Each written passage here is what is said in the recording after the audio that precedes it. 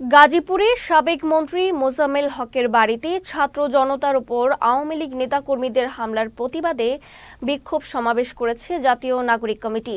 সকালে Gazipur DC office চত্বরে গাজীপুর জেলা ও মহানগর জাতীয় নাগরিক কমিটির ব্যানারে বিক্ষোভ সমাবেশের আয়োজন করা হয়। সমাবেশ থেকে হামলার সাথে জড়িত সন্ত্রাসীদের অবিলম্বে গ্রেফতার করে বিচার নিশ্চিত করার দাবি জানান বক্তারা। শুক্রবার রাতে গাজীপুরে সাবেক মন্ত্রী মোজাম্মেল হকের গ্রামের বাড়িতে ছাত্র জনতার উপর হামলা করে স্থানীয় আওয়ামী লীগের নেতাকর্মীরা।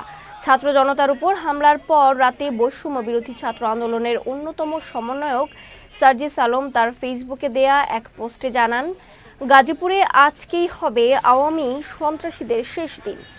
আমাদের ভাইরা কেন আজকে হাসপাতালের ভেতরে কাতরাবে? তার চিকিৎসা হচ্ছে না, তার কোনো বিচার নাই। আজকে এই বিচার যদি আমাদের ঠিক মতো না হয়, আমরা সরাসরি স্বরাষ্ট্র উপদেষ্টার কাছে যাব, তার পদত্যাগ চাইবো আমরা। কেননা আজকে যদি আমাদের এই ভাইদের যাদের উপর আক্রমণ করা হয়েছে তাদের বিচার না হয়, আমাদেরও বেঁচে থাকার সম্ভাবনা খুবই কম।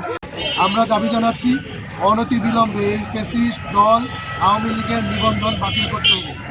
আমরা দাবি জানাচ্ছি গণহত্যার সাথে জড়িত আওয়ামী ফ্যাসিস্ট সকল ব্যক্তিদের সম্পদ বাজেয়াপ্ত করতে হবে। আমরা দাবি জানাচ্ছি গাজীপুরের এই নারকীয় এই ঘটনার সাথে যারা জড়িত, এই হামলার সাথে যারা জড়িত তাদেরকে দ্রুত গ্রেপ্তার করে আইনের আওতায় নিয়ে আসতে হবে। এবং আমরা দাবি জানাচ্ছি গাজীপুরের জেলা প্রশাসক, গাজীপুরের পুলিশ সুপার এবং জিএমপি কমিশনারকে অনতিবিলম্বে এখান থেকে অপসারণ করে স্বরাষ্ট্র উপদেষ্টার এই দায় স্বীকার করে ক্ষমা চাইতে হবে।